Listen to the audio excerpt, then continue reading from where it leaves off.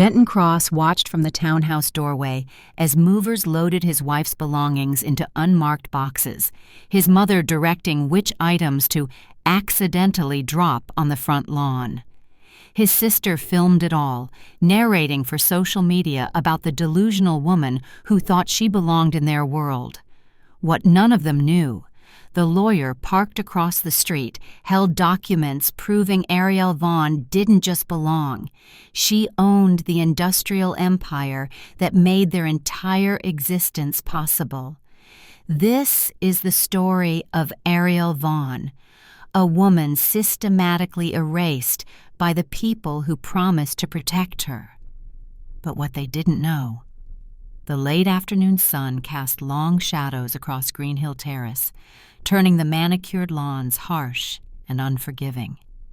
Ariel Cross stood on the slate pathway of what used to be her home, watching strangers pack away her life with the efficiency of people who'd done this before. Her laptop, still logged into the freelance accounts that kept her surviving, went into a box marked MISC. The framed photograph of her late mother disappeared into bubble wrap without ceremony. Her grandmother's jade bracelet, the one she'd worn on her wedding day, clinked carelessly against other jewelry as Tamsin Cross dropped the entire collection into a plastic bag. Benton stood in the doorway with his arms folded across his chest, chin slightly raised, watching the operation unfold like a CEO observing a quarterly restructuring.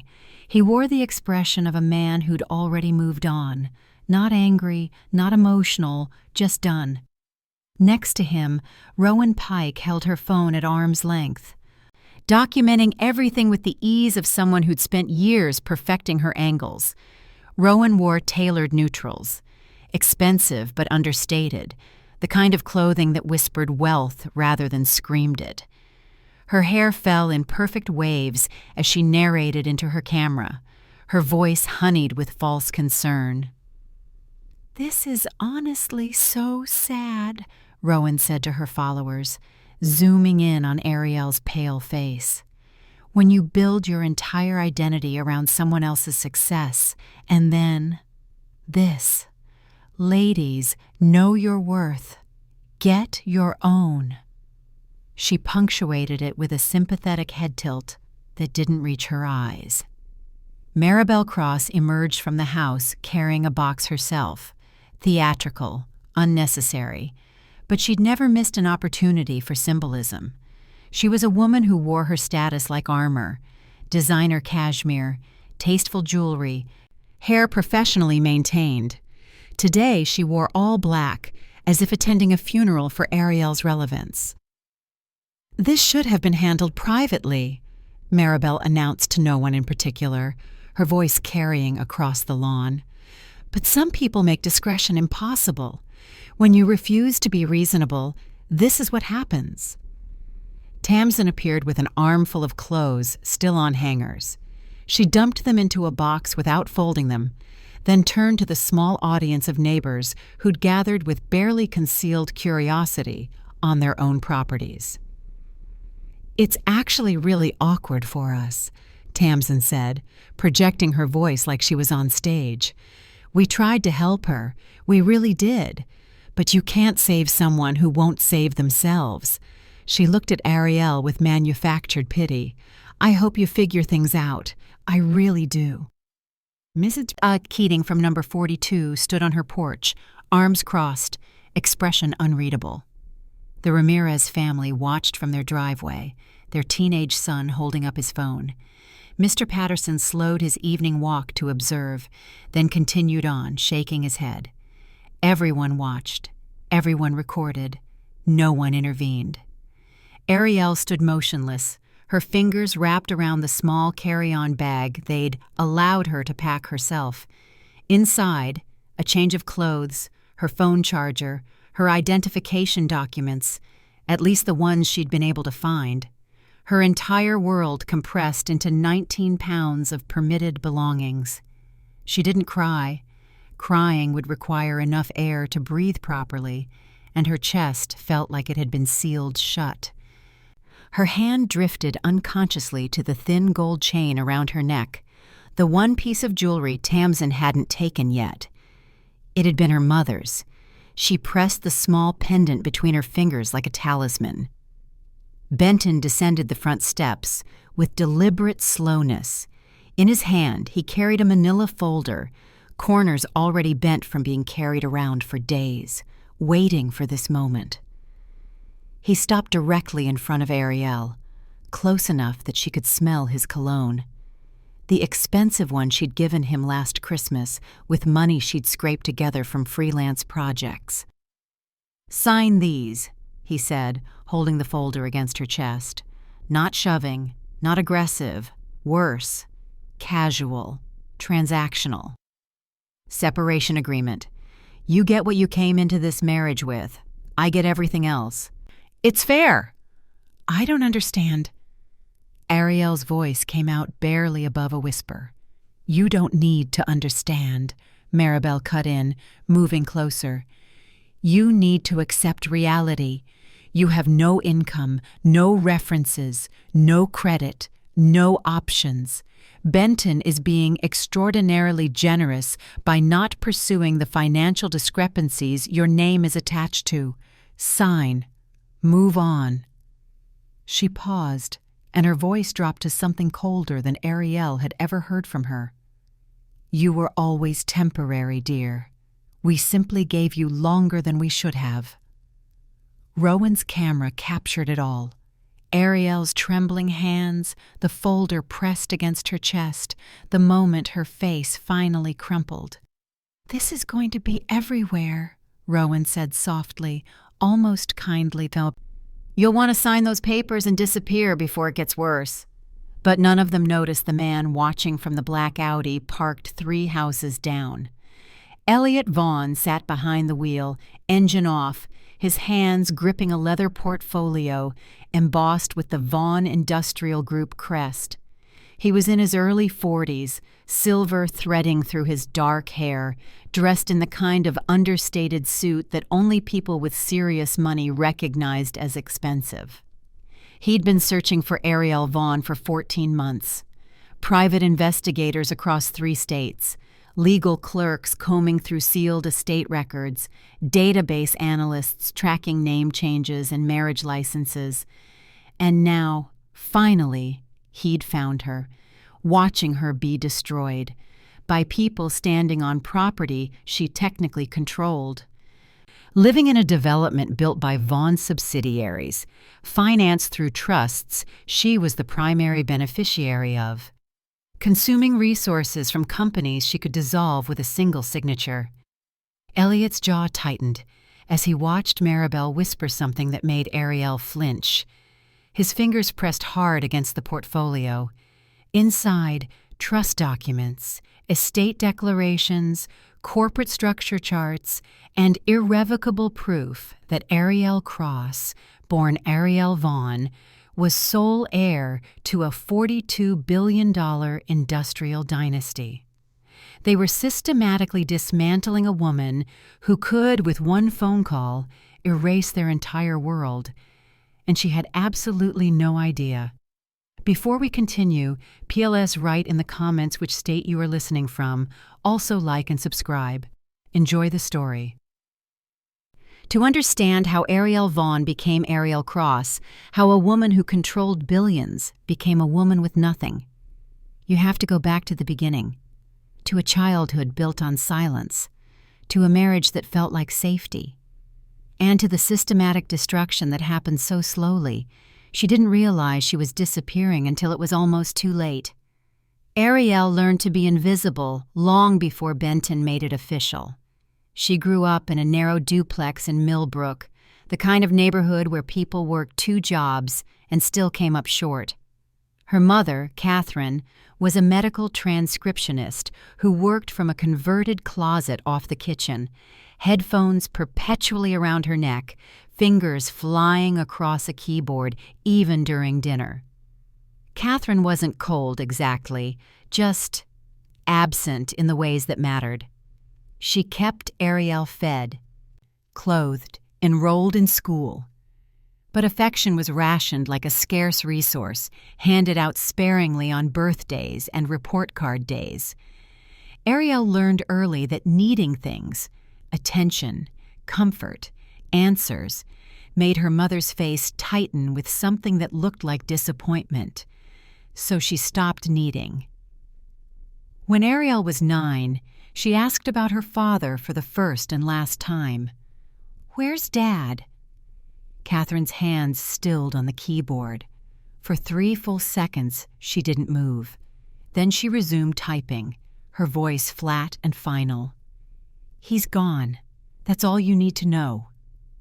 Ariel never asked again. By the time she was 12, she'd mastered the art of managing herself.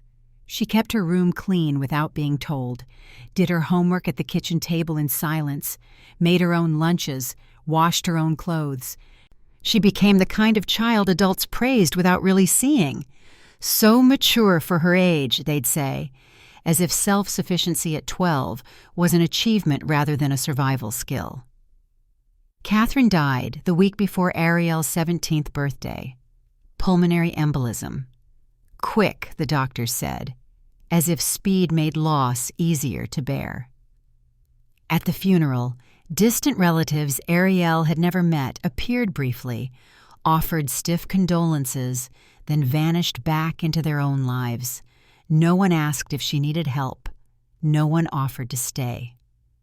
She finished high school living alone in the duplex on Catherine's remaining savings, worked weekends at a logistics company's data entry department, applied for scholarships with the mechanical efficiency of someone who knew backup plans, needed backup plans. She got into State University on a partial academic scholarship, majored in supply chain management because it was practical, employable, clear. She liked the logic of it, the way complex systems could be mapped, optimized, controlled. In logistics, everything had a place.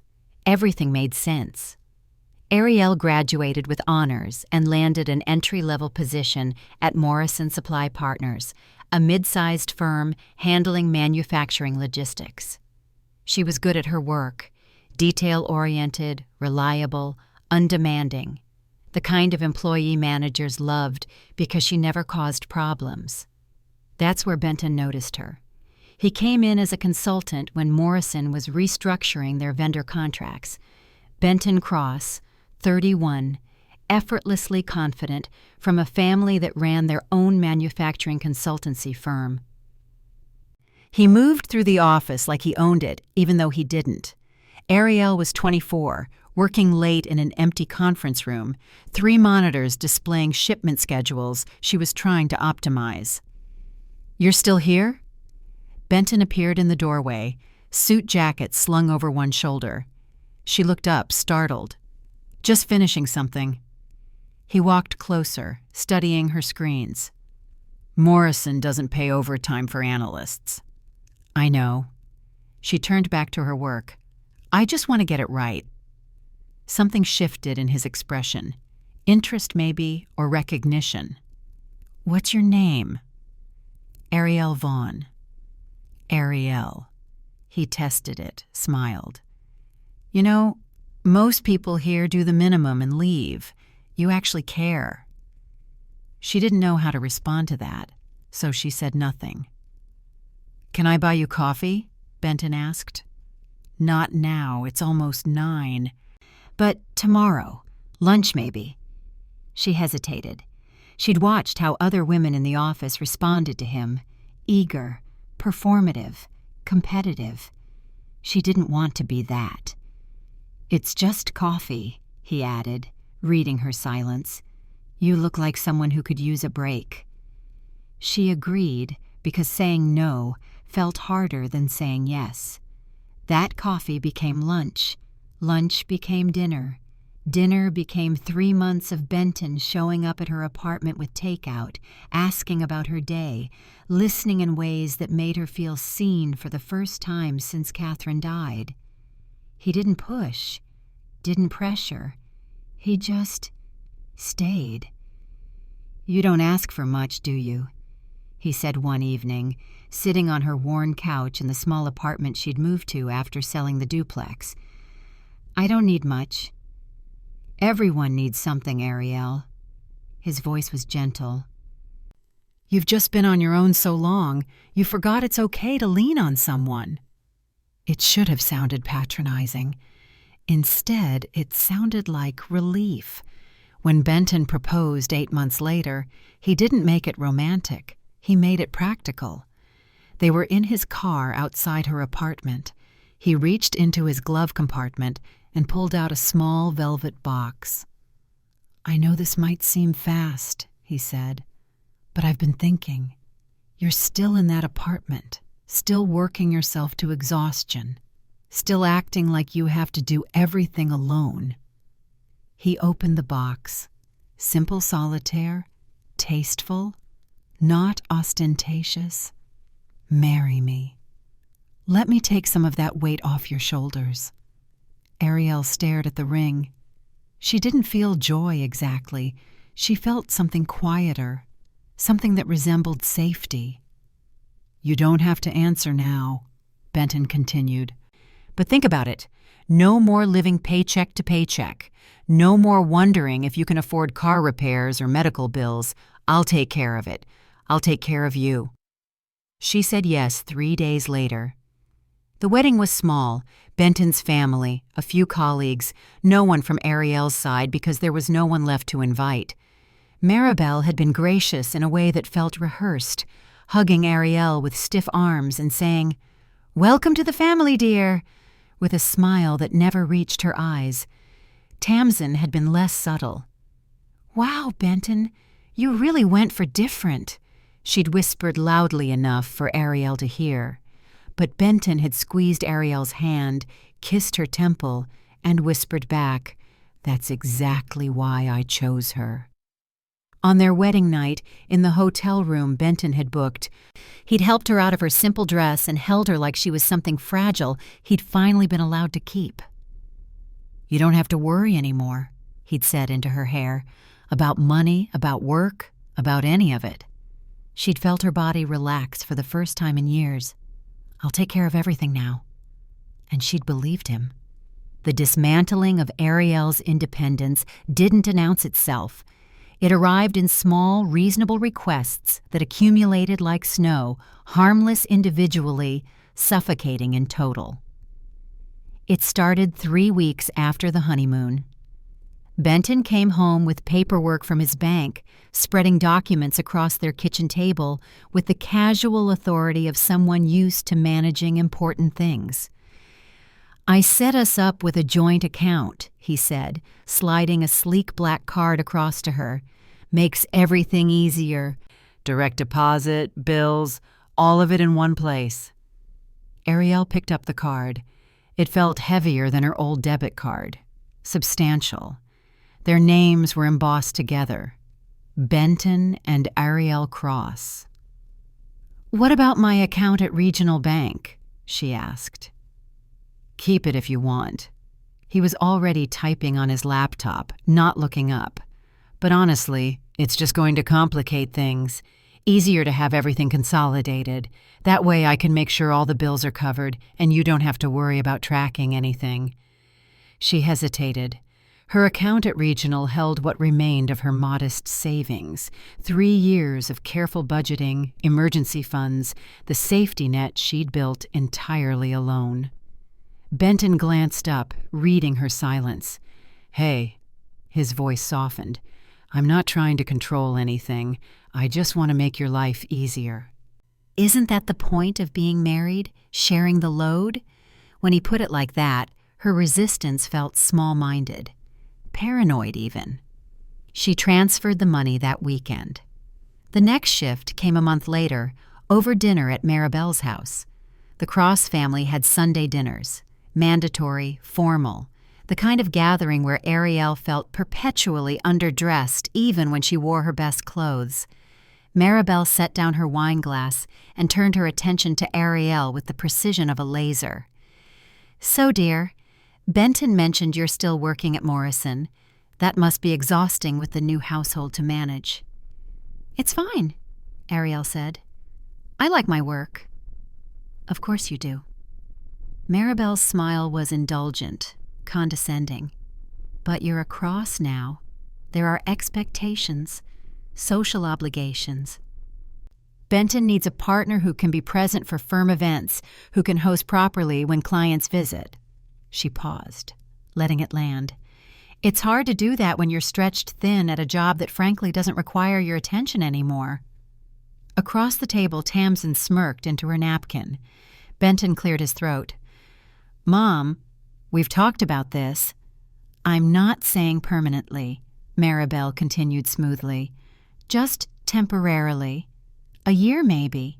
Let Ariel settle into married life, learn how we do things. Then she can decide if she wants to go back. She looked at Ariel directly. Wouldn't that be nice? A little break from all that stress? Ariel felt Benton's hand find hers under the table, squeezing gently. Supportive.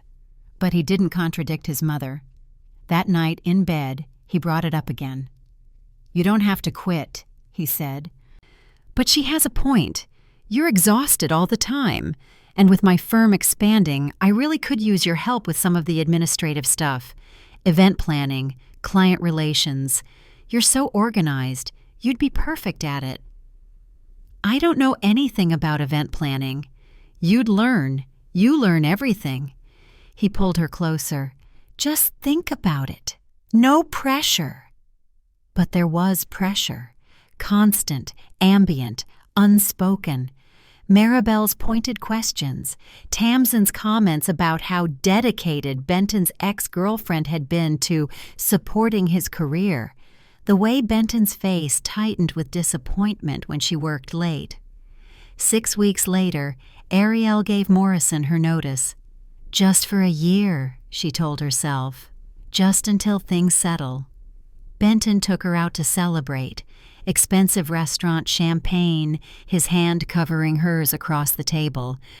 I'm so proud of you, he said. This is going to be so good for us. She wanted to believe him. The paperwork started arriving a few months later.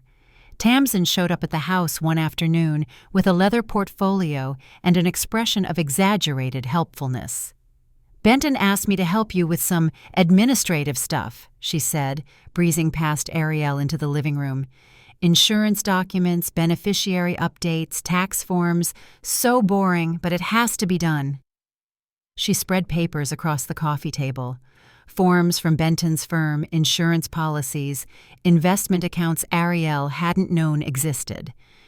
Just sign where I've flagged, Tamsin said, handing her a pen. It's all standard stuff, spousal beneficiary changes, joint filing elections, nothing complicated. Ariel scanned the documents. The language was dense, technical. Phrases like transfer of interest and signature authority and primary account holder. What's this one? Ariel pointed to a form from Cross Consulting Partners. Oh, that's just updating the firm's records. Adding you as Benton's spouse on file. Tamsin tapped her nails against the table, impatient. Literally everyone does this. I did it when I got married. Ariel signed, then signed again, and again. Tamsin gathered the papers with satisfaction. Perfect. I'll get these filed for you.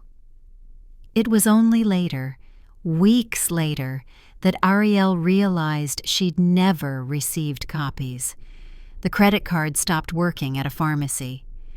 Ariel was picking up a prescription, the kind of mundane errand that shouldn't require thought. She swiped the card, the joint account card Benton had given her, and the machine beeped. Declined. Try again? The pharmacist suggested. She did. Same result. Heat crept up her neck as the line behind her grew. She paid with the last cash in her wallet and left quickly, humiliation burning in her chest. At home, she called the bank. I need to check on my account, she said. My card was declined. Account number or last 4 digits of the card? She provided both. A pause. Typing. Then, Ma'am, I show this account under Benton Cross's name. Are you an authorized user? I'm his wife. It's a joint account. More typing. I'm showing... It looks like the account was restructured. You're listed as an authorized user, but you don't have independent access. You'd need to speak with the primary account holder about transaction limits. Transaction limits? Yes, ma'am.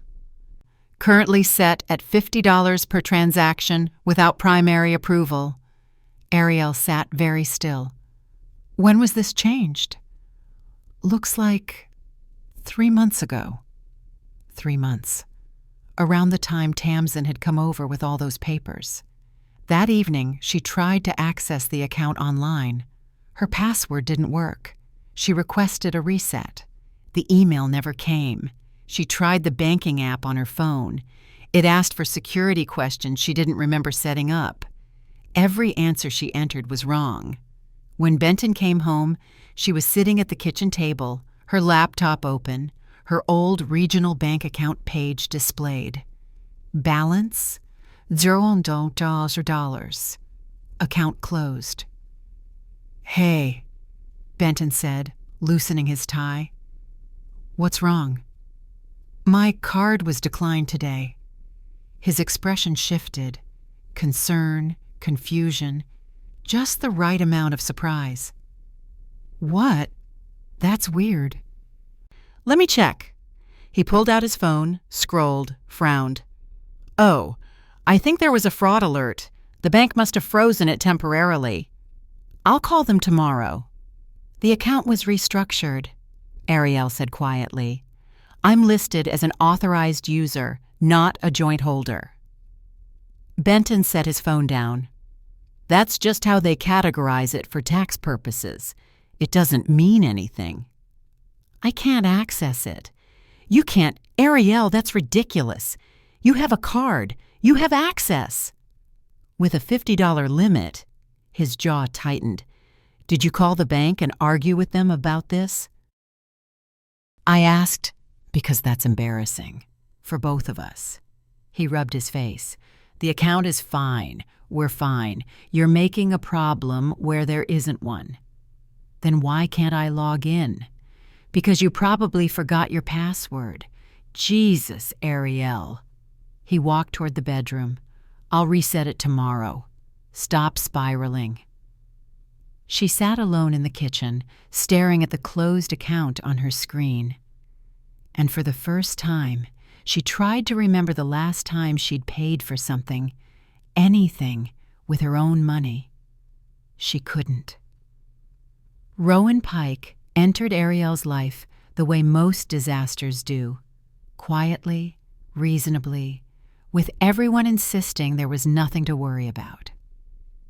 She's our new business development director, Benton explained over breakfast one Tuesday. Stanford MBA, 5 years at Deloitte. She's exactly what the firm needs to scale. Ariel looked up from her coffee. I didn't know you were hiring. It happened fast. She reached out. Her credentials were perfect, and we needed someone yesterday. He was scrolling through his phone, barely present. She's starting today, actually. There's a welcome dinner Thursday. You'll come, obviously. It wasn't a question. Thursday arrived with the cold efficiency of obligation. The restaurant was the kind of place where prices weren't listed, and everyone spoke in hushed, self-important tones.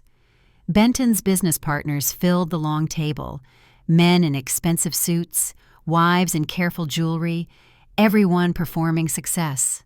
Rowan sat directly across from Ariel. She was 33, blonde, effortlessly polished, in a way that made Ariel feel perpetually underdressed.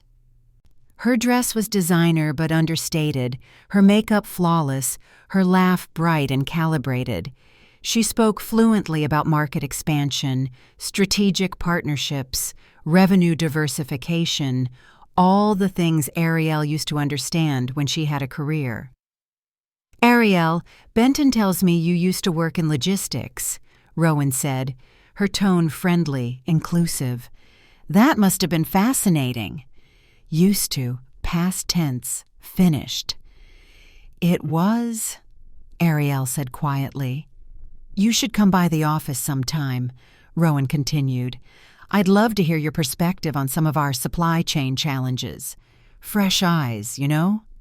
It sounded generous. It felt like charity. Across the table, Maribel raised her wine glass. To Rowan, exactly the kind of partner this firm needs. Partner. The word landed deliberately. Benton smiled, clinked his glass against Rowan's, and didn't look at Ariel once. The late night started 2 weeks later. Rowan and I have to finalize the Hendricks proposal, Benton would say, grabbing his keys at 7 p.m. Don't wait up. He'd come home after midnight smelling like wine and expensive restaurants. How'd it go? Ariel asked once. Fine. Exhausting. He headed straight for the shower. She's relentless, never stops working. He said it like admiration.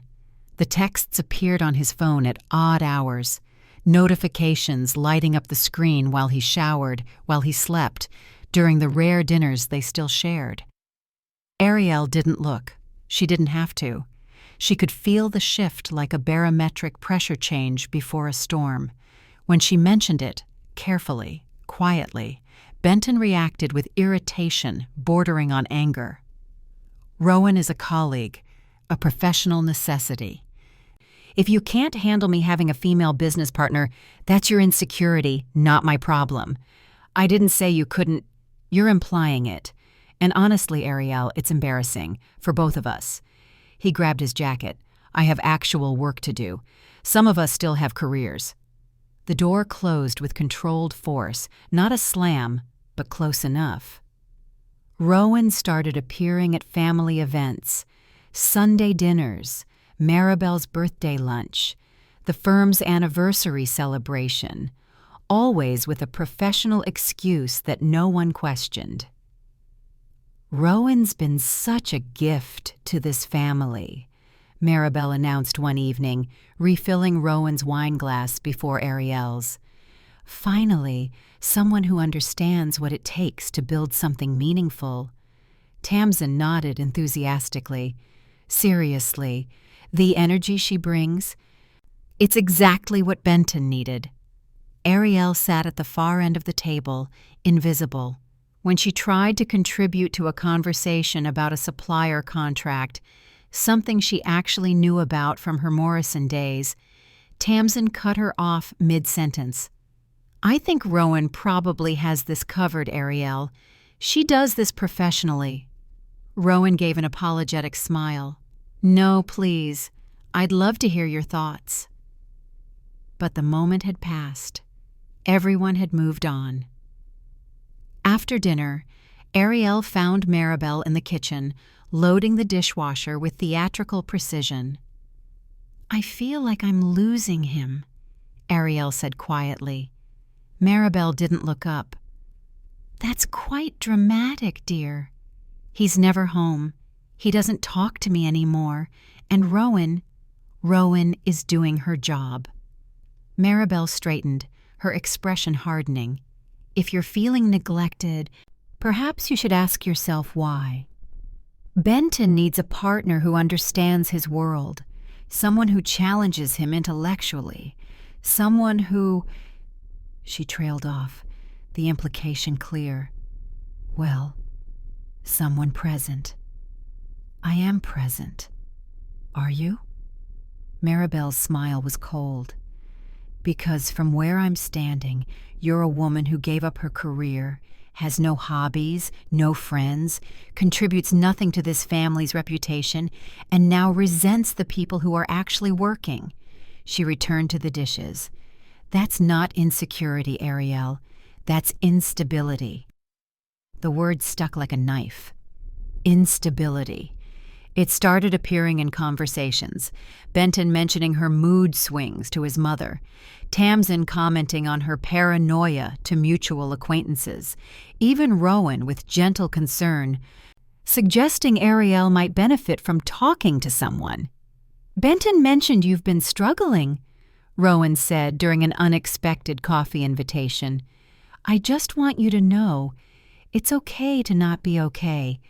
Therapy isn't shameful." "I'm not struggling." "Of course." Rowan's smile was sympathetic, pitying. "But if you ever need a referral, I'm happy to help." Ariel started doubting herself. Was she paranoid? Was she imagining things? Maybe Benton was just busy. Maybe Rowan was just good at her job. Maybe she really was the problem. Then the email arrived. Subject line, Civil Matter Notification, Cross Consulting Partners. Ariel opened it with shaking hands. This notice serves to inform you that a formal inquiry has been initiated regarding financial discrepancies within Cross Consulting Partners, LLC. Records indicate your name and signature appear on multiple vendor contracts and payment authorizations dated between March and August of this year. Preliminary audit findings suggest irregular fund allocations totaling $47,000. While no criminal charges have been filed at this time, we are required to notify all parties named in the documentation. Please contact our office within 10 business days to schedule an interview. Ariel read it 3 times. Vendor contracts, her signature, fund allocations. She'd never seen a vendor contract. She'd never authorized payments. She hadn't even worked at the firm. But her name was on documents she'd signed. Those papers, the ones Tamsin brought over, the ones she'd signed without reading carefully because they were standard spousal updates. Her hands went cold. She tried calling Benton. It went to voicemail. She tried texting. No response. She called the firm's main number. The receptionist was polite, distant. "Mr. Cross is unavailable. Would you like his voicemail?" "This is his wife." "I understand, Mrs. Cross. He's unavailable." She hung up and stared at the email. $47,000, financial discrepancies, her signature. Outside, a car door slammed. Benton's footsteps on the walkway. The key in the lock. He walked in smiling, Rowan right behind him. "Hey," Benton said casually. "We brought Thai food. Rowan's staying for dinner. We have more work to finish." Ariel stood frozen in the kitchen, the email still open on her laptop. "What's wrong?" Benton asked, his tone shifting to irritation. "Why do you look like that?" She turned the laptop toward him. He glanced at the screen. For just a moment, so brief she almost missed it, something flickered across his face. Not surprise, recognition. Then it was gone, replaced by confusion and concern. "What is this?" he asked. And Ariel realized with absolute certainty that he already knew. The sublet apartment smelled like someone else's life. Stale coffee, lavender cleaning products, the ghost of cigarette smoke embedded in curtains that couldn't be washed. Ariel had been living there for 6 weeks, ever since Benton changed the locks on the townhouse while she was at a grocery store trying to buy food with a prepaid card. She'd tried to explain about the civil inquiry. He'd responded with divorce papers and a restraining order based on her erratic behavior and financial misconduct. The case against her hadn't gone to court. There wasn't enough evidence, the firm's lawyer had eventually admitted. But it had done its job. Her name was flagged in industry databases. Her credit destroyed, her professional references poisoned. No one would hire someone accused of embezzlement, even if the charges were dropped.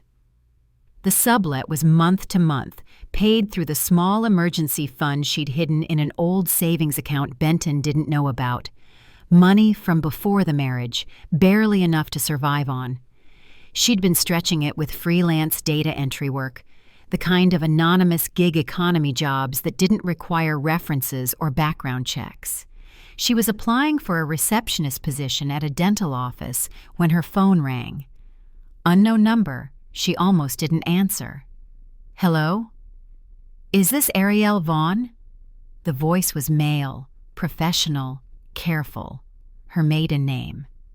No one had called her that in 3 years. "This is Ariel Cross." A pause. "Of course, my apologies. Mrs. Cross, my name is Elliot Vaughn. I'm an estate attorney based in Chicago. I'm calling regarding a rather sensitive matter, and I was hoping we could arrange a time to speak in person. I don't know anyone in Chicago, and I don't have an estate. I understand this must seem unusual, but I've been searching for you for quite some time, and I believe there are some questions about your background, specifically regarding your father, that might be worth exploring." Ariel's chest tightened. "My father died before I was born." "Yes, that's what the records indicate. But Mrs. Cross, may I call you Ariel?" She said nothing. "Ariel, I've spent 14 months tracking down inconsistencies in sealed estate documents. Your name appears in records that shouldn't exist, records connected to substantial assets and a family legacy that seems to have been deliberately obscured. I think you have the wrong person. Were you born Ariel Catherine Vaughn? Mother's name Catherine Marie Brennan, born 1971? The air left her lungs. "How do you know that?" "Because I've been looking for you, and because your name appears on documents dated 30 years ago, documents that establish you as the sole heir to a trust most people don't know exists." He paused. "I know this sounds improbable. I know you have no reason to trust me, but I'm asking for one meeting, 1 hour. I'll come to you, wherever you're comfortable, and if after seeing what I have to show you, you want me to leave, I will, permanently." Ariel sat on the edge of the sagging sublet couch, her phone pressed against her ear. What kind of trust? The kind worth discussing in person. They met 3 days later at a coffee shop 2 blocks from her apartment, neutral territory, public, easy to leave. Ariel arrived early and sat facing the door, her jacket on, keys in her pocket, every exit mapped. Elliot Vaughn arrived exactly on time. He was in his early 40s, dressed in a dark suit that somehow managed to look professional without being intimidating. He carried a leather portfolio and moved with the careful precision of someone used to delivering difficult news. "Ariel." He extended his hand. "Thank you for meeting me." She didn't take it. "You have 1 hour. That's fair?" He sat across from her, setting the portfolio on the table, but not opening it yet. "Can I start by asking what you know about your father?" "He died. That's what my mother told me." "Did she ever mention his full name?" "Calder. That's all I know." Elliot nodded slowly. "Calder Vaughn, born 1964. Started as an industrial engineer, eventually became the operational architect behind Vaughn Industrial Group, one of the largest privately held manufacturing and infrastructure companies in North America." Ariel stared at him. "That's not my father." "I believe it is, but the family buried his personal history after he became ill. There was a restructuring, corporate, legal, financial. Your mother was apparently paid to disappear. You were erased from all official records, legally separated from any connection to the Vaughn name or assets." "Why would they do that?" "Because your father was dying, and the family wanted control. A child, especially one born outside the inner circle, complicated things, so they made you not exist." He opened the portfolio carefully. "But your father left instructions, sealed, legally binding instructions that his estate was to go to his biological child, should that child ever be located." He slid a document across the table. Birth certificate. Father's name, Calder James Vaughn. Mother's name, Catherine Marie Brennan. Child's name, Ariel Catherine Vaughn. It looked real, official. The seal, the signatures, the date, everything aligned with what she knew about her own birthday. "This is a copy," Elliot said. "The original is sealed in estate records, but that's not what brought me to you." He pulled out another document, corporate filings, dense legal language, highlighted sections. "This is where it gets complicated. Your name appears on trust documents, stock certificates, and property deeds dating back 30 years. Holdings that were never transferred, never dissolved. They've been sitting dormant, managed by a trust executor per your father's will, waiting for you to be located and verified." Ariel scanned the pages. Her name, Ariel Catherine Vaughn, appeared again and again. Beneficiary, sole heir, primary stakeholder. "I don't understand." "Neither did I at first, but here's what I believe happened. When your father became ill, the family tried to consolidate power. They paid your mother to disappear, erased you from records, and assumed you'd never surface. What they didn't know was that your father had already established irrevocable trusts in your name, legal instruments they couldn't touch without exposing themselves to fraud." He pulled out another document. Financial statements, asset valuations. Ariel's eyes caught on the numbers. Millions, tens of millions. Holdings in companies she'd never heard of. This can't be real. It is, but it gets stranger. Elliot leaned forward. "I started searching for you after your name appeared in an audit report from a supplier company, one connected to Vaughn subsidiaries. Someone had used your identity to establish vendor contracts and authorize payments. The civil inquiry, the documents Tamsin had her sign. Cross Consulting Partners," Ariel whispered. "Yes, they were using your name, your real name, Ariel Vaughn, without realizing who you actually were. The auditors flagged it as fraudulent identity use. That's how I found you." Ariel's hands trembled. "So they stole from me, without even knowing it. They stole from you. They destroyed you financially. And they did it using an identity connected to billions in assets they had no idea existed." Elliot's expression softened. "Ariel, I need you to understand what I'm telling you. You're not just connected to this fortune. According to these documents, you are the sole legitimate heir to the Vaughn Industrial Group." He slid one final document across the table. Trust Valuation Report, current estimated worth $42,000. $42 billion. Ariel couldn't breathe, couldn't think. The number didn't make sense. Numbers that large didn't belong to actual people. They belonged to corporations, to nations, to abstract concepts in news articles. "This is a mistake. I verified it through 4 independent law firms. It's real." She pushed the documents back toward him, standing abruptly. "I don't want this. I don't want any of this. You have the wrong person." "Ariel. My name is Ariel Cross. I grew up in Millbrook. My mother worked from home. We had nothing. I am no one." Elliot stood slowly, his voice gentle but firm. "You were trained to believe that. But it wasn't true then, and it isn't true now."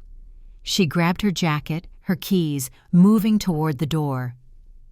"Just think about it," Elliot called after her. "That's all I'm asking. Think about why your mother never talked about your father, why she died with no estate, why you've never had access to family medical history or inheritance. And think about what happens if you walk away." Ariel stopped at the door. "They'll keep using your name," Elliot said quietly. "They'll keep destroying you, because they think you're nothing. But you're not nothing, Ariel. You never were." She left without responding, but that night, alone in the sublet, She pulled out the documents Elliot had left with her. Her name, over and over, on trusts, on deeds, on stock certificates. Ariel Catherine Vaughn. The name her mother never let her use. The name that apparently owned everything.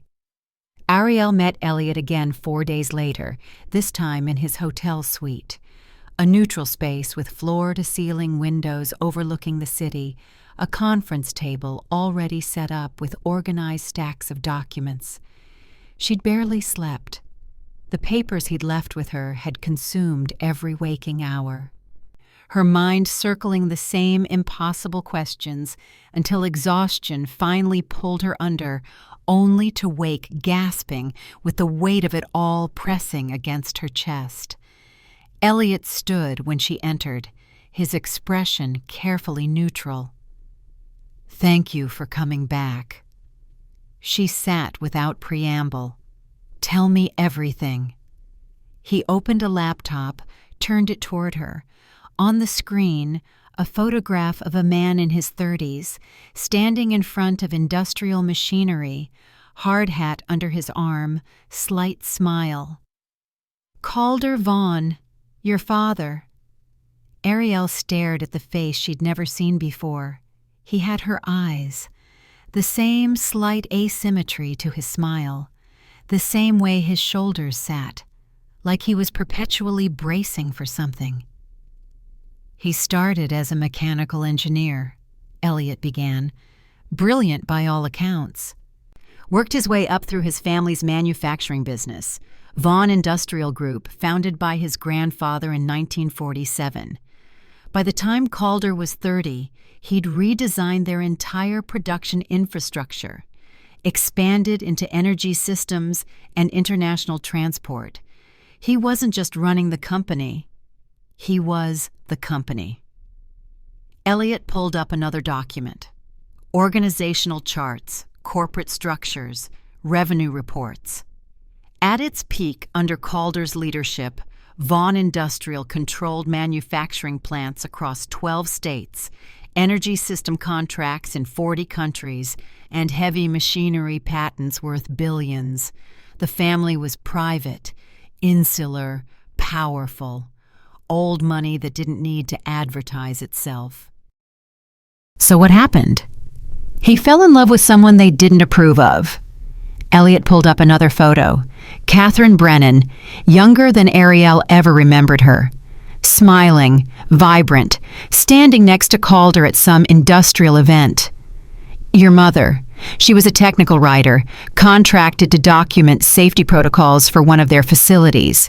No family money, no connections, no pedigree. To the Vaughn family, she was nobody." Ariel's throat tightened. Nobody. The word that had followed her entire life. Calder didn't care. He was going to marry her anyway. But before he could, he was diagnosed with early onset Parkinson's, 34 years old, and his neurologist gave him 10 years, maybe 15. Elliot's voice softened. That's when the family moved. His older brother Marcus, his cousins, the board. They saw an opportunity. Calder was sick, getting sicker. His judgment was compromised. They convinced him Catherine should be protected from the burden of his decline. They convinced him a child born into that situation would suffer. She was already pregnant. Yes, with you. But they made him believe cutting ties was mercy. They paid Catherine a settlement, enough to survive, not enough to thrive. Made her sign NDAs, restructured the company to bury Calder's personal holdings behind layers of shell trusts and legal firewalls, and they told the world he had no heirs. Ariel felt something cold settling in her chest. But he did. He did. And he never stopped looking for you, even as the Parkinsons progressed, even as his family convinced the world he was incompetent. He left one set of instructions that they couldn't touch. Irrevocable estate documents establishing you as his sole biological heir. Everything he built, everything he owned, was held in trust until you could be found and verified. Elliot pulled up financial documents, the numbers dizzying. Vaughn Industrial Group is still privately held. Current valuation, $42 billion. Calder's personal holdings represent a controlling 63% stake. That stake was held in trust, managed by a neutral executor per his will, waiting for his daughter to be located. He looked at her directly. That's you, Ariel. The trust isn't just in your name. You are the trust. She couldn't speak. The numbers were too large, too abstract. 42 billion, controlling stake, dynasty. The family thought you'd never surface, Elliot continued. Catherine disappeared. You grew up under the radar. No one was looking. But Calder's instructions were legally binding. And when he died 8 years ago, the clock started ticking on those estate provisions. Why now? Why did it take so long to find me? Because Catherine changed your name on all public records after the settlement. Ariel Catherine Vaughn legally became Ariel Catherine Brennan, her maiden name. When you married Benton, you became Ariel Cross. 3 different legal names, none obviously connected to Calder. It took forensic genealogists, sealed court records, and a lucky break. What break? The civil inquiry against you. When Benton's firm filed those documents using your identity, they listed your birth name, Ariel Vaughn, on vendor contracts. An auditor flagged it as potential fraud. I was monitoring Vaughn-connected supplier networks, and your name triggered an alert. He paused. They were using your real identity to commit fraud, and in doing so, they led me straight to you. Ariel's hands pressed flat against the table, grounding herself. So Benton, he didn't know. No, he destroyed you thinking you were nobody, used your identity thinking it was worthless. Elliot's expression hardened. He was wrong. The silence stretched. Outside, the city hummed with oblivious life. Inside, Ariel felt the foundations of everything she'd believed about herself cracking open. Why did my mother never tell me? Fear, maybe. Shame. The NDA she signed was ironclad. Violating it would have meant losing the settlement she was surviving on. And maybe, Elliot hesitated, maybe she wanted you to have a normal life, away from the family that erased you both. Ariel thought of Catherine, silent, withdrawn, working herself to exhaustion in that narrow duplex. The way she flinched whenever Ariel asked questions, the way she died without a will, without savings, without anything to leave behind. She'd been protecting a secret that destroyed her. What happens now? Ariel asked quietly. That depends on you. We verify your identity through DNA. I have samples from Calder's sealed medical records. We petition the probate court to recognize you as the rightful heir. And then, Elliot slid a document across the table. You take control, board seats, voting shares, operational authority, everything. Ariel stared at the paperwork. Her name, printed in formal legal text, Ariel Catherine Vaughn, sole heir and primary beneficiary. They'll fight this, she said. They will. Marcus Vaughn and his children have been running the company for years, believing it's theirs. They'll claim your mother forfeited your rights. They'll challenge your identity. They'll drag this through every court they can find. Elliot leaned forward. But the documents are legally bulletproof. Calder made sure of that. This isn't a battle you can lose. It's just a question of how long you're willing to fight. Ariel's mind spun. She thought of Benton, standing in the townhouse doorway, arms crossed, watching her life get dismantled. She thought of Maribel spitting at her feet, of Tamsin filming her humiliation, of Rowan's pitying smile. They had crushed her because they believed she had no power. They had been catastrophically wrong. "Did they do this on purpose?" Ariel asked suddenly, her voice barely audible. "Benton, his family, did they know who I was and destroy me anyway? Or did they just think I was nothing?" Elliot's expression softened with something like sympathy. "They thought you were nothing. That's worse, in some ways." Ariel sat very still.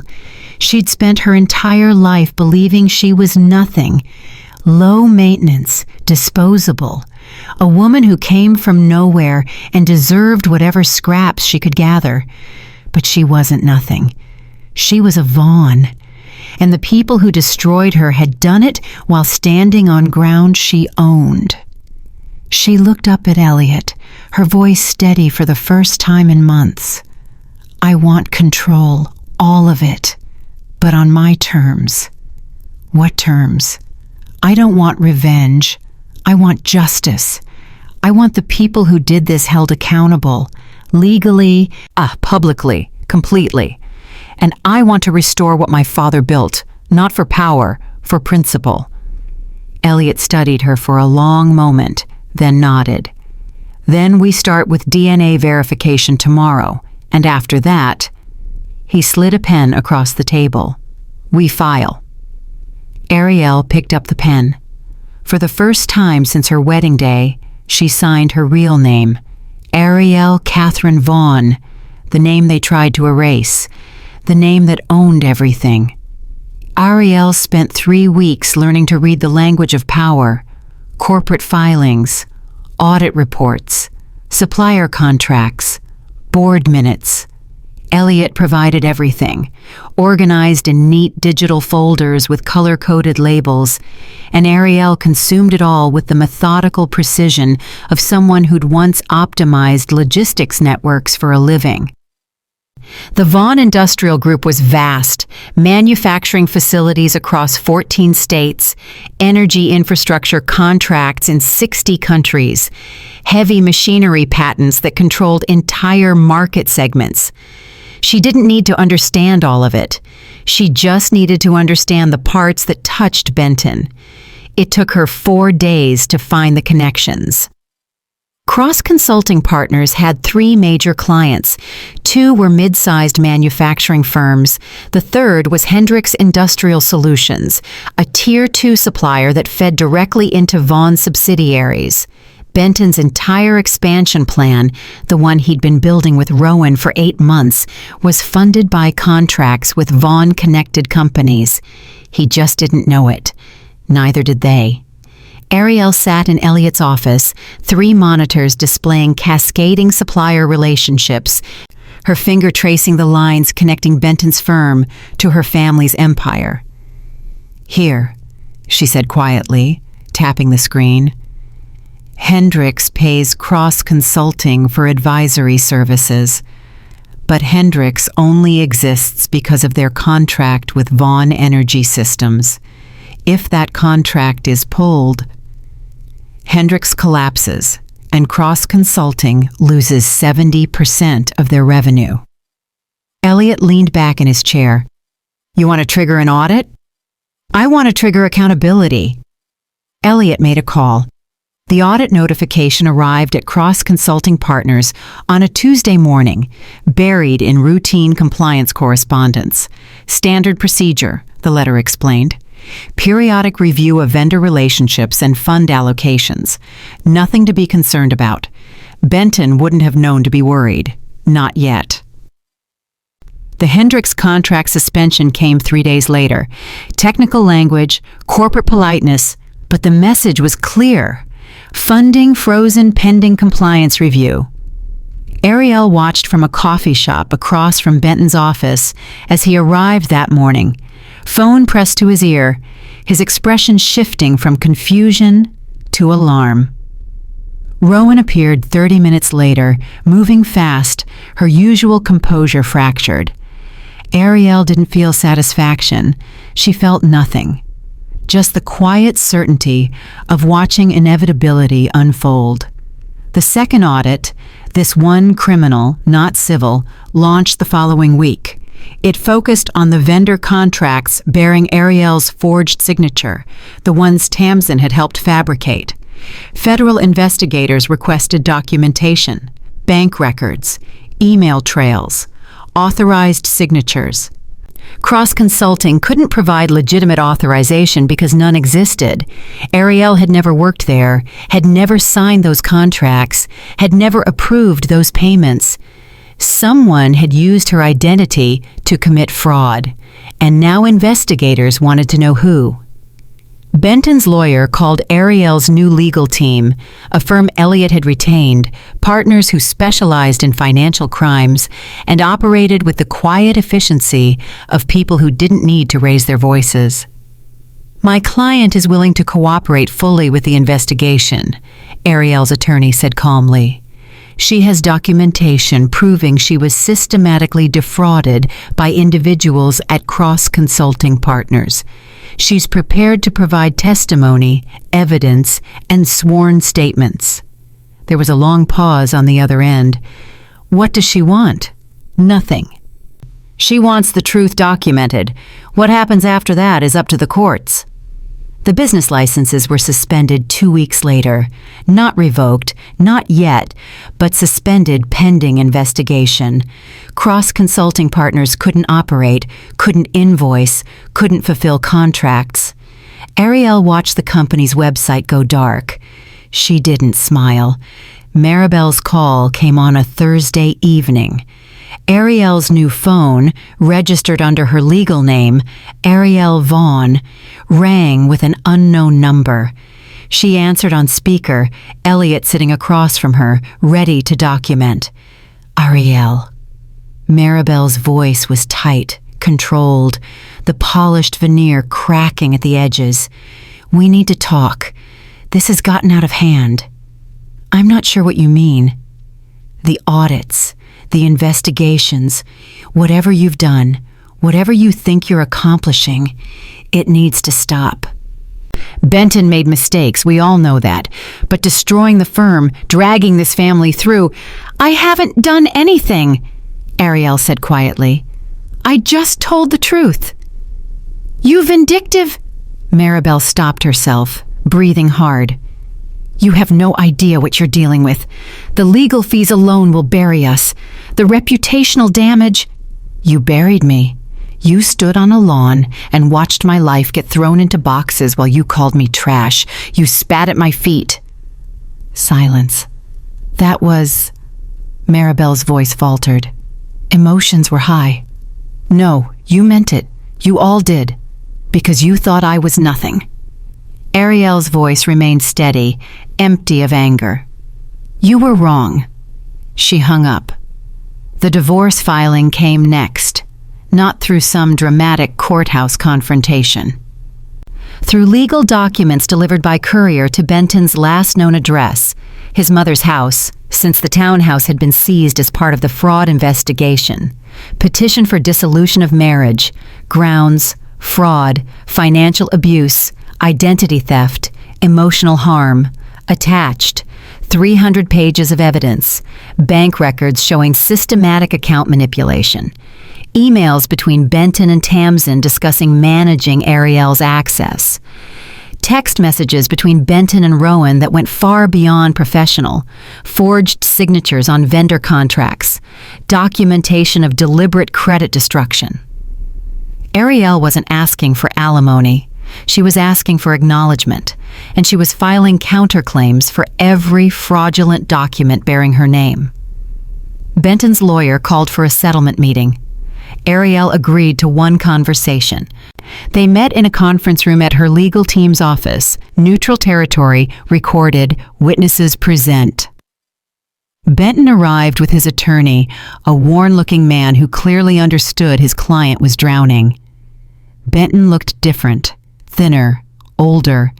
the confident swagger gone, replaced with something that resembled fear. He sat across from Ariel, and for a long moment, neither spoke. "I didn't know about the vendor contracts," he said finally. "Tamsin handled that. I thought—" "You thought I was nobody," Ariel finished. "Someone you could erase without consequence." "I never meant—" "Yes, you did." She slid a document across the table. Corporate letterhead, Vaughn Industrial Group, and at the bottom, her signature, Ariel Catherine Vaughn, primary stakeholder. Benton stared at it. His face went white. "That's not—" "You're not—" "I am. I always was." Ariel's voice was calm, almost kind. "The companies you built your career on? They're mine. The contracts that funded your expansion? Mine. The suppliers, the vendors, the infrastructure you depended on? All connected to holdings I control." Benton's hands trembled. "How is that possible?" "Because my father built an empire, and his family erased me to steal it. You destroyed me thinking I was powerless. You used my name thinking it was worthless." She paused. "You were wrong about both." His lawyer cleared his throat. "Mrs. Vaughn, my client is prepared to—" "I don't want his money. I don't want his apology." Ariel stood. "I want him to sign the divorce papers, accept responsibility for the fraud, and disappear from my life. If he does that, I won't pursue further civil damages. If he doesn't—" She looked at Benton directly. "I will systematically dismantle every professional relationship he has left." Benton's voice came out broken. "Why are you doing this?" Ariel picked up her portfolio, her expression unreadable. "Because someone had to stop you."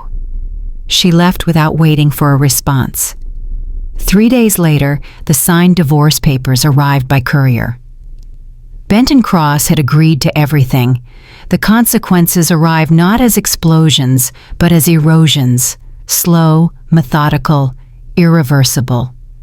Benton's legal exposure became public 3 weeks after the divorce was finalized, not through dramatic press releases or courthouse confrontations, but through routine filings accessible to anyone who knew where to look.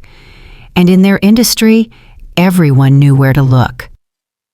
Cross Consulting Partners, LLC. Formal investigation underway. Allegations: identity fraud, financial misrepresentation, unauthorized contract execution. Primary. Subject: Benton Cross. Principal. The details were clinical, bureaucratic, but the industry translated them instantly. Unreliable, untrustworthy, radioactive. Clients withdrew quietly.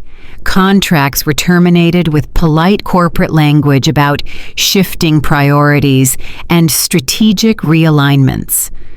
No one wanted to be associated with a firm under federal investigation, no matter how preliminary. Benton's remaining partners, 2 men who'd invested their reputations into the firm, filed dissolution paperwork within a month. They didn't speak to him directly. They had their lawyers send notices of separation, statements absolving themselves of knowledge or involvement, press releases emphasizing their commitment to ethical business practices.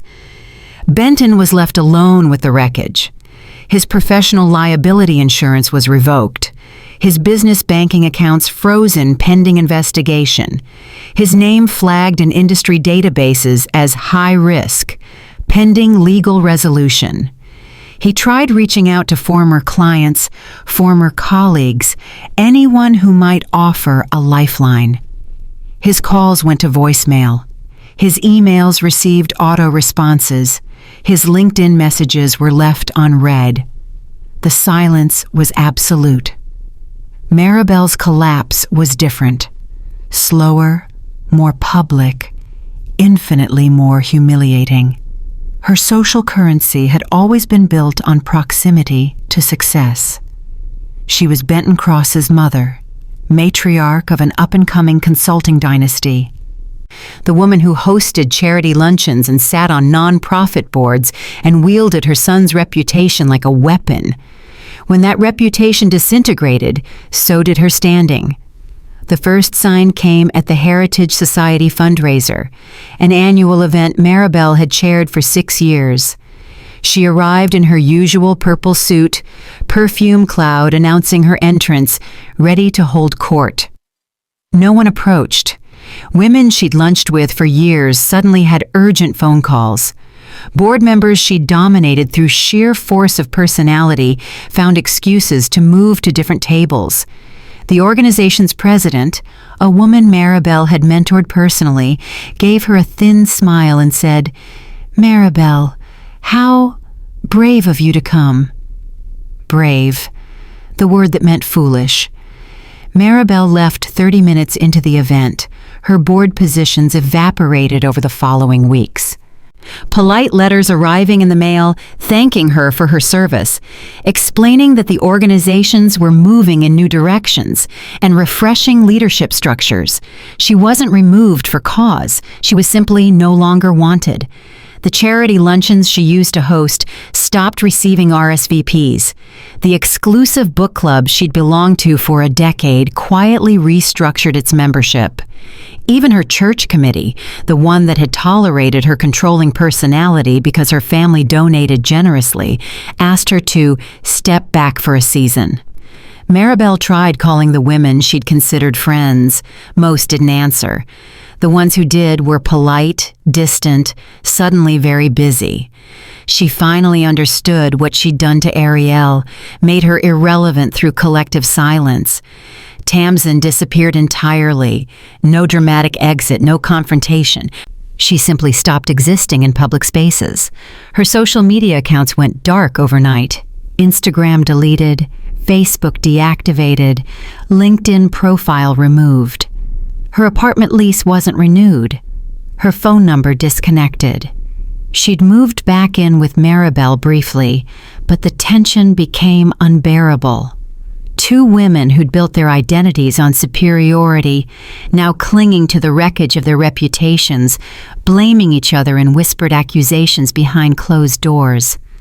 Tamsin left without saying where she was going. Maribel didn't ask. The criminal investigation expanded to include Tamsin's role in the forged vendor contracts.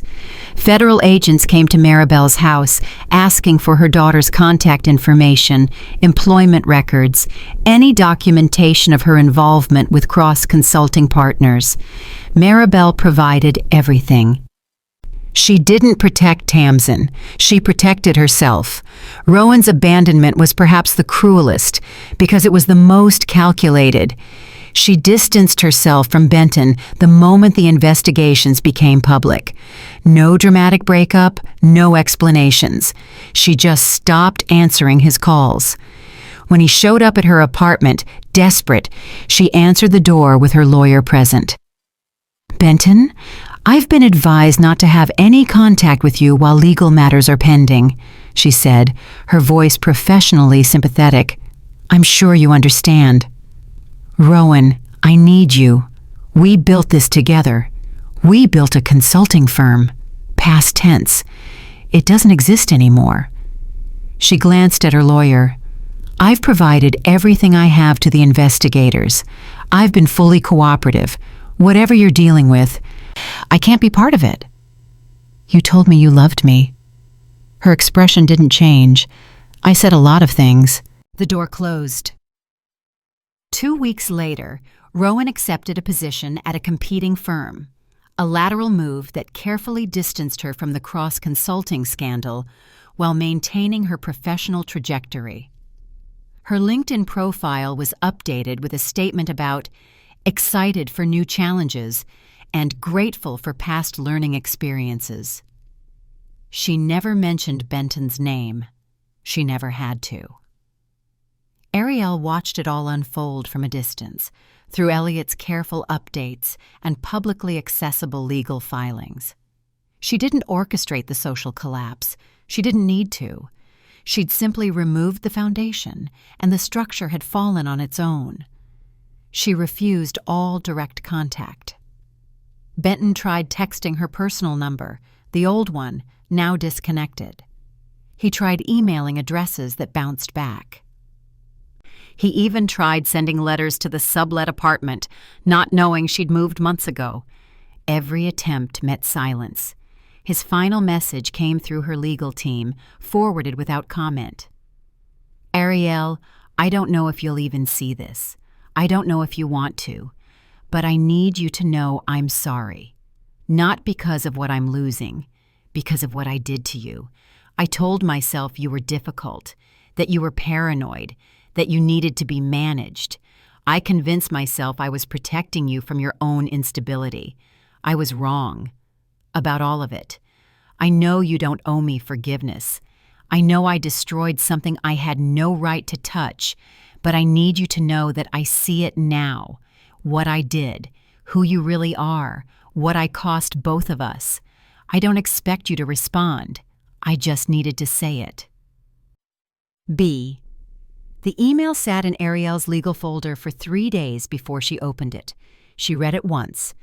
Then she archived it without responding. Some apologies didn't deserve answers. Some consequences needed to be permanent. Elliot found her sitting in her new office, a modest space in a building owned by Vaughn subsidiaries, overlooking the city she was learning to see differently. "Benton's attorney reached out," Elliot said carefully. "He's asking if you'd consider a settlement on the civil damages. Reduced terms, payment plan, anything to avoid—" "No. Ariel, he needs to carry this, all of it. Not because I want him to suffer, because he needs to understand that actions have consequences." She turned from the window. "And because the next woman he meets needs to be safe from who he was."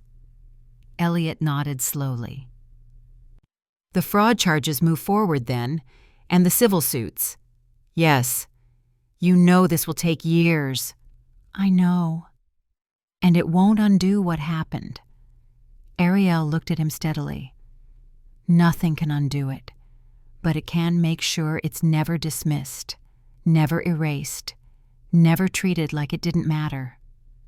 She turned back to the window, watching the city move below. Benton's message remained unanswered and would stay that way.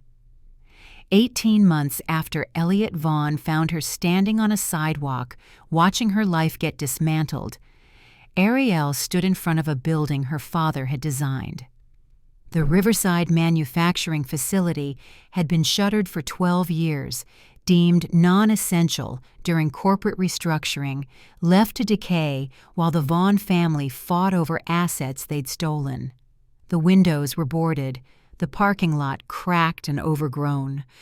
The sign bearing her father's company name had faded to barely readable letters, but the bones were good. Ariel had learned that structural integrity mattered more than surface damage, that things built correctly could be restored. That abandonment wasn't the same as worthlessness. She was learning to apply that logic to herself. The facility reopened on a cold Tuesday morning in November, not with champagne and ribbon cuttings, but with workers arriving for their first shift, people hired from the surrounding community, many of them unemployed for years after the original closure. Ariel watched from the refurbished main floor as the production lines hummed to life. The machinery had been updated, safety systems modernized, environmental controls installed that exceeded federal requirements. But the floor plan remained her father's, efficient, intelligent, designed by someone who understood how people actually worked. "It's good to see it running again," said Marcus Vaughn. Ariel didn't turn. She'd known he would come eventually. Marcus was her father's older brother, 63 now, gray at the temples, wearing the kind of casual wealth that looked effortless because it was. He'd fought her claim for 11 months, lawyers' depositions, challenges to her DNA evidence, attempts to prove Catherine had forfeited Ariel's rights through the settlement agreement. He'd lost every motion. The probate court had ruled definitively. Ariel Catherine Vaughn was Calder Vaughn's sole legitimate heir. The irrevocable trusts established in her name were legally binding. The family's decades-long control of the company had been, at best, a temporary stewardship, at worst, theft. Marcus had been removed from the board 3 months ago. "I didn't come to fight," he said quietly, moving to stand beside her.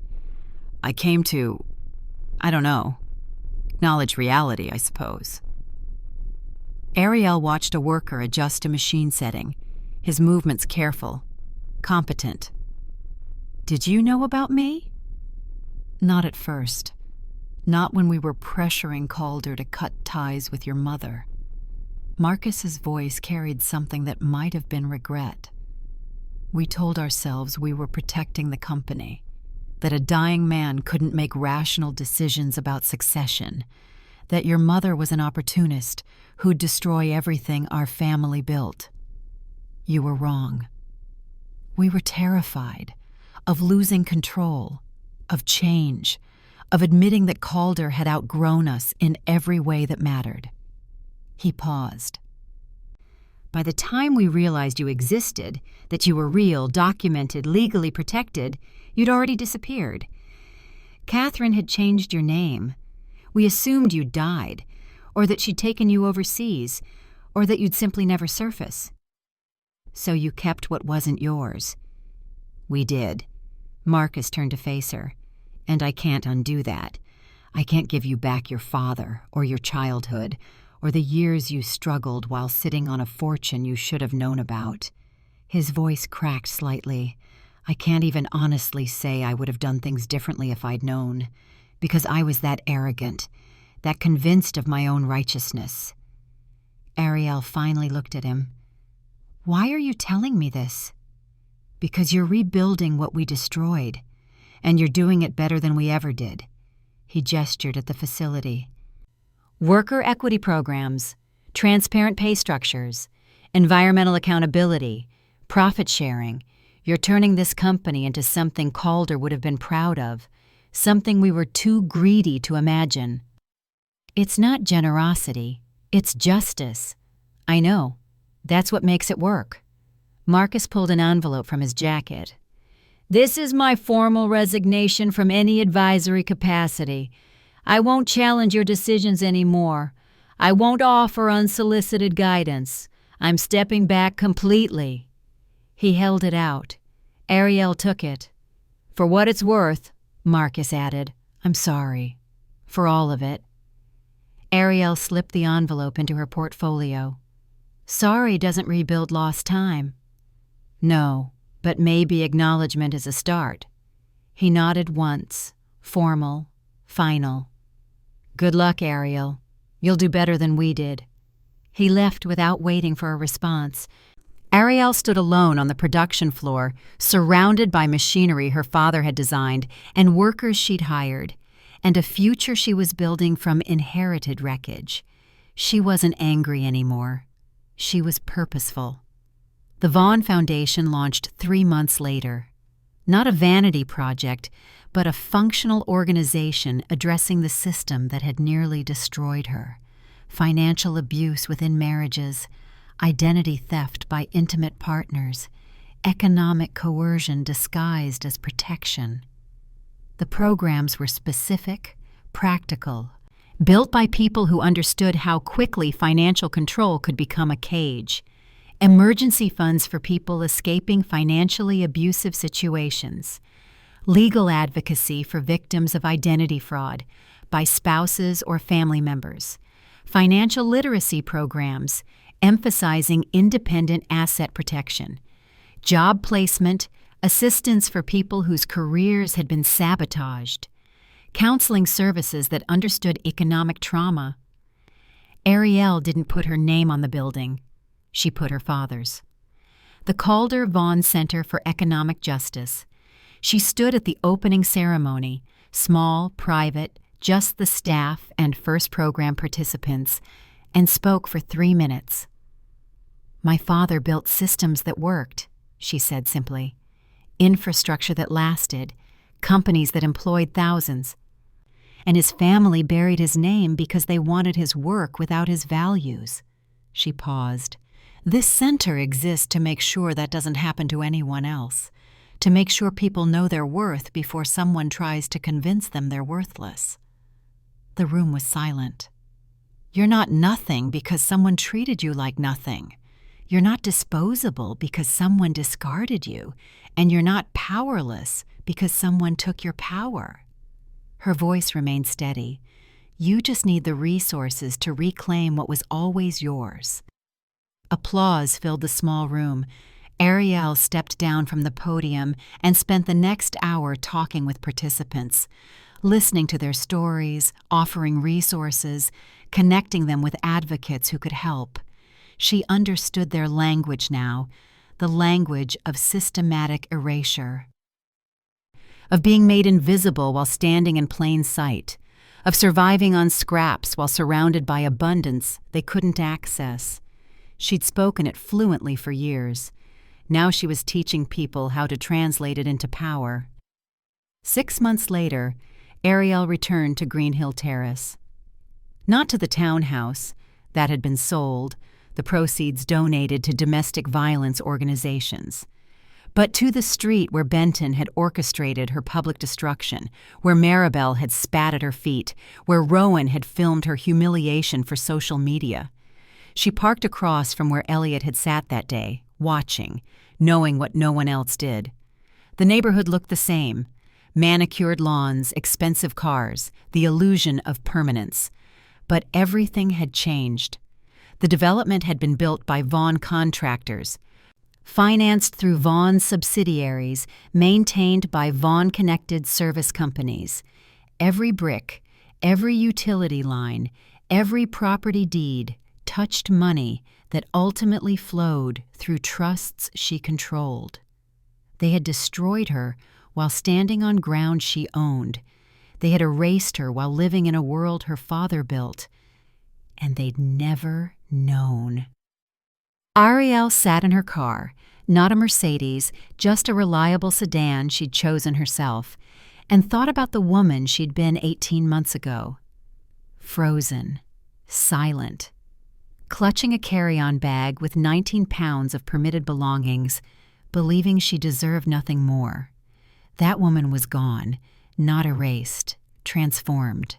She'd learned her real name, claimed her real inheritance, rebuilt her real life.